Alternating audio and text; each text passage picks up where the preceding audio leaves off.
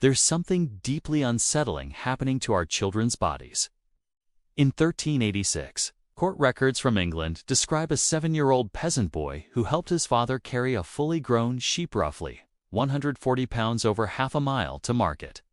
This wasn't considered remarkable. It was Tuesday. Fast forward to 2023. A study by the University of Essex found that the average 16-year-old boy in the UK could undo a single pull-up. Not one. When researchers tested grip strength across 10,000 teenagers, they found it had declined by 20% compared to teenagers in 1985 and compared to medieval children. The gap is staggering. We're not talking about elite child athletes from the past. We're talking about ordinary farm kids, apprentice blacksmiths, and servant children. Kids who, by age 7, could carry water buckets that would strain a modern high schooler. By age 10, they were doing physical work that would hospitalize today's teenagers. What happened? How did we go from children who were physical powerhouses to teenagers who struggled to open a jar of pickles? The answer isn't genetics. It's not evolution. It's something far more controllably, far more fixable. Before we go deeper, I need to know something. Drop a comment right now. Could you do 10 pull-ups when you were 15? Could your kids? Be honest, because what you're about to learn will fundamentally change how you think about childhood development. And if this resonates with you, hit that subscribe button. We're re-exposing the systems that weakened our kids and the methods to make them strong again. Let's get one thing straight. I'm not romanticizing the Middle Ages. Infant mortality was brutal. Medicine was primitive. Life was hard and short for many. But here is what we can't ignore. The children who survived were physically remarkable by our standards. In 1403, records from a monastery in Bavaria tracked the daily activities of children in their care. Boys aged 6 to 8 were expected to carry water buckets weighing 25 pounds, 200 yards, 4 times per day. Chop kindling for 30 minutes. Help move sacks of grain weighing up to 60 pounds. Walk 3 to 5 miles daily for various tasks. This wasn't child abuse. This was normal. And these weren't even farm kids. These were orphans being raised by monks, doing the lighter work. On actual farms, it was more intense. A 2019 archaeological study at the University of Cambridge analyzed skeletal remains of medieval children. They found bone density and muscle attachment points that suggested regular heavy load bearing from ages as young as 5 or 6. The level of muscular development was comparable to modern adult manual laborers, but in children under 10. Compare that to today. A 2024 study published in the Journal of Pediatric Health tracked the physical capabilities of 5,000 children aged 17 across the United States and UK. The findings were alarming. 67% of 10-year-olds couldn't climb a rope. 45% couldn't hang from a bar for more than 10 seconds. Average grip strength had declined by 25% since 1985. Core strength had dropped by 30%. Children aged 10 to 12 could carry an average of just 15 to 20 pounds comfortably. And teenagers? In 1985, the average 14-year-old boy could do 8 pull-ups. 3. And 40% couldn't do any. We're not just talking about being less fit. We're talking about a fundamental weakening of the human body during its most critical developmental years. A 7-year-old medieval peasant could outlift a modern 16-year-old in nearly every measure. But why? Medieval children weren't doing CrossFit. They weren't following workout programs. They were just living. But that life was structured around 4 principles that built extraordinary physical capacity. 4 principles we've almost completely abandoned. Pillar 1. Constant, varied movement. Medieval children moved, not went for a walk, moved. They moved constantly, in every direction, using every muscle group, from the moment they woke up until they collapsed into bed. A typical day for an 8-year-old farm boy in 1450 England. Dawn, fetch water from the well. 50 trips up and down carrying 20 to 25 pounds. Morning help in the fields bending, squatting, reaching, pulling weeds. Midday, chop wood, stack firewood, lifting, twisting, carrying. Afternoon, tend animals, wrestling sheep, hauling feed, climbing into lofts. Evening, more water carrying, helping with meal prep, basic repairs. Notice something. Every movement pattern is covered. Squats, deadlifts, carries, overhead presses, pulls. And it's not structured exercise, just life. Modern kids, a 2023 study by Stanford tracked 1,000 children aged 8 to 14 with accelerometers. The average child spent 8 to 10 hours sitting in school, car, meals, screens. 2 to 3 hours in light activity like walking to bathroom, getting snacks. 20 minutes in moderate to vigorous activity. That's it. 20 minutes. A medieval child moved vigorously for 8 to 12 hours. But here's what's critical. It wasn't just the volume. It was the variety. Modern kids who do play sports often specialize early. They play soccer or basketball, repetitive movements, repetitive muscle recruitment. Medieval kids climbed trees, carried uneven loads, walked over rough terrain, wrestled animals, used tools. Their nervous systems learned to adapt to infinite variations. This builds what we call general physical preparedness, the foundation of real strength. If you're starting to see how dramatically different childhood used to be, do me a favor, hit that like button. It tells YouTube to show this to more parents who need to see it. Because what I'm about to share next about diet is going to surprise you.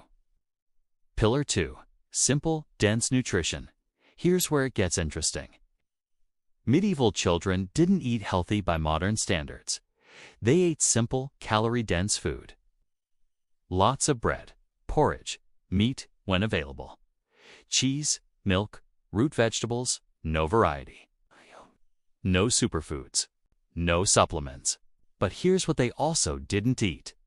No seed oils, no high-fructose corn syrup, no processed grains, no artificial additives. Nothing that came in a box with a 2-year shelf life. A 2022 study at Oxford compared the gut microbiome of medieval remains to modern children.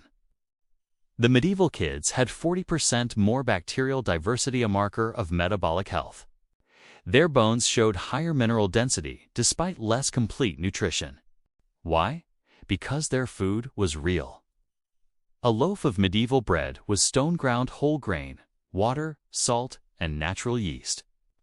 It had protein, fiber, B vitamins.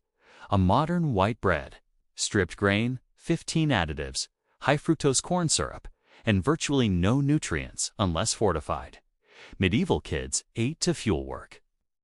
They were burning 3,000 to 4,000 calories a day through physical labor, and they ate enough to match. Modern kids? Burning maybe 1,800 calories while eating 2,500 calories of nutrient-poor, hyper-palatable processed food. The result? Medieval kids were lean and muscular. Modern kids are simultaneously overfed and undernourished. High body fat, low muscle mass, what researchers call sarcopenic obesity. Pillar 3. Mechanical loading during growth.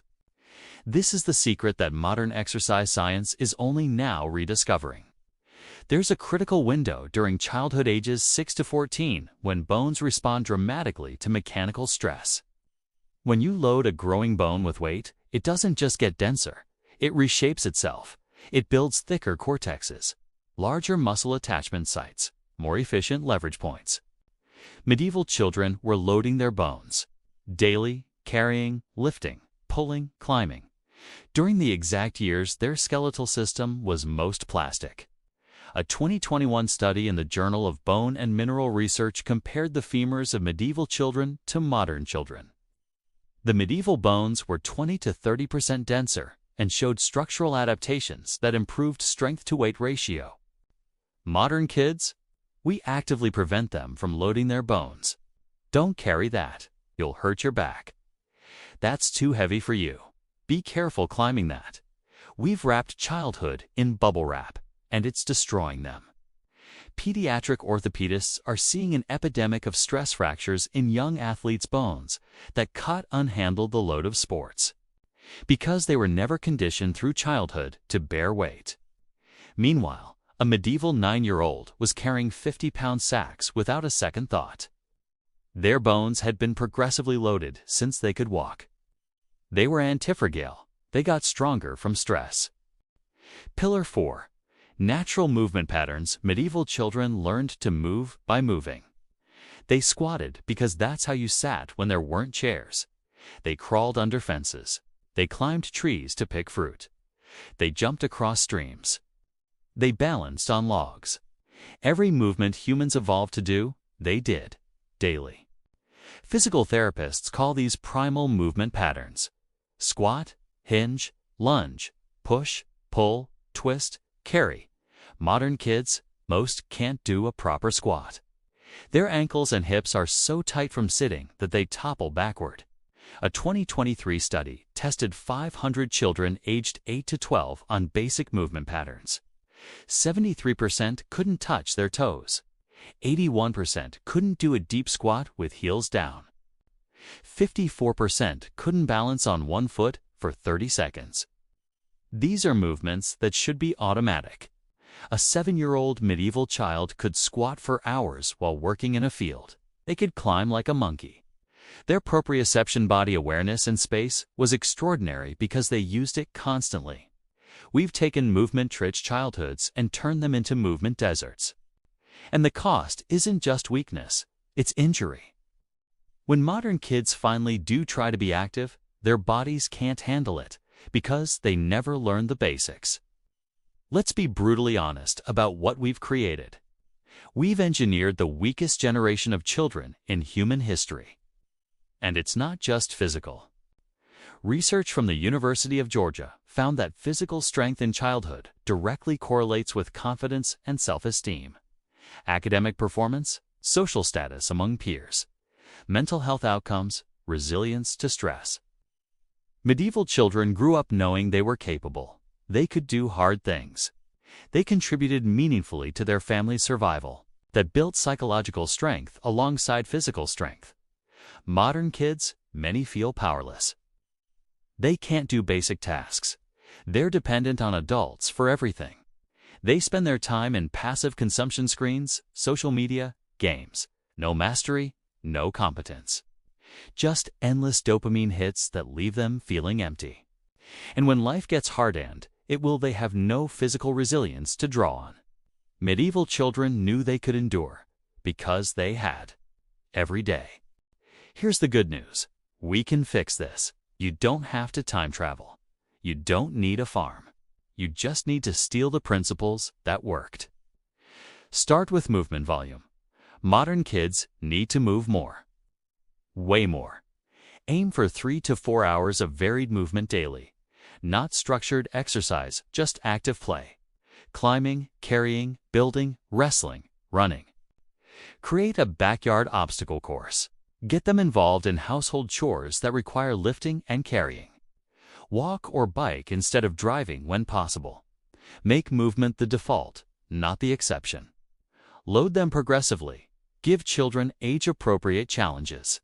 A 7-year-old can carry groceries. An 8-year-old can help move firewood. A 10-year-old can learn to lift weights properly. Stop saying you're too young for that. Start saying, let me show you how to do this safely. Bones need load. Muscles need resistance. Start light. Progress slowly. But simplify nutrition. You don't need to eat like a peasant. But you can eliminate the worst offenders. Cut the processed junk.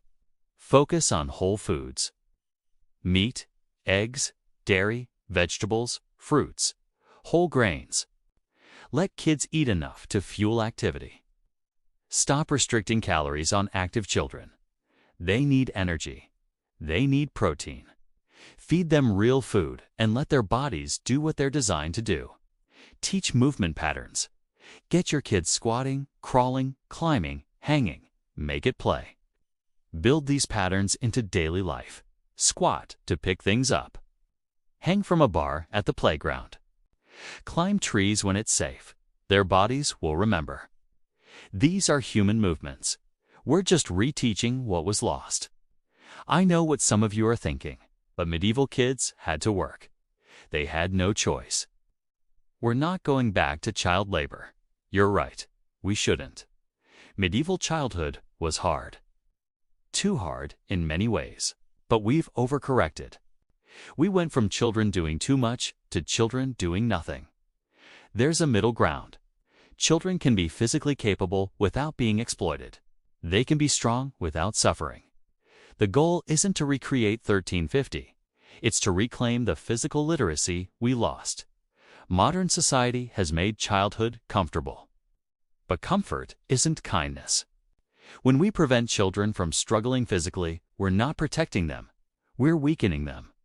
Medieval parents knew their children needed to be strong to survive. Modern parents need to realize the world is still hard.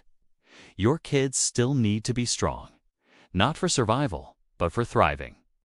A weak body creates a weak mind. A capable body builds confidence, resilience, and mental toughness. These aren't bonuses, they're necessities.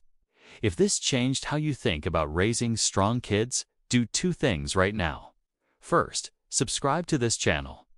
We're digging into the forgotten wisdom that can transform your family's health. Second, share this with a parent who needs to see it. The decline in children's physical capacity isn't inevitable. It's a choice we're making collectively, and we can choose differently. Medieval children weren't superhuman. They were just allowed to become what humans are designed to be: strong, capable, resilient. That 7-year-old carrying a sheep wasn't gifted. He was simply unweakened. Your kids have the same potential, the same DNA, the same capacity for strength. They just need the chance to develop it. Don't let them grow up weak. Not because the world is medieval, but because the world is still hard, and they deserve to be strong enough to face it. Start today. Start small, but start.